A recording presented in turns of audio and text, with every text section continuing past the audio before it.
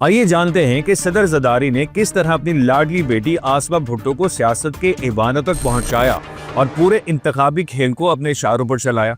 2018 के आम इंतखाबात में अगरचे आसिफा की उम्र 25 बरस हो चुकी थी, मगर उन्होंने इलेक्शन में हिस्सा नहीं लिया। लेकिन 2024 के इंतखाबात में मंजर ही बदल गया।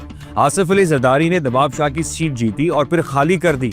यहाँ आसिफा भुट्टो उम्मीदवार सामने आई और बिला मुकाबला रुकने कौमी असेंबली बन गई। हैरत अंगेज तौर पर उनके मुकाबले में किसी भी उम्मीदवार ने नॉमिनेशन पेपर्स ही जमा नहीं करवाए।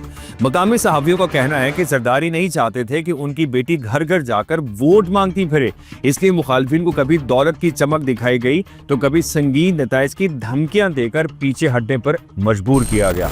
गुज़श्ता बरस 10 मार्च को जब आसिफ अली ज़रदारी ने सदर पाकिस्तान के तौर पर हल्फ उठाया तो तकरीब हल्फ बर्दारी में आसमा भुट्टो बतौर खातून अव्वल शरीक हुई।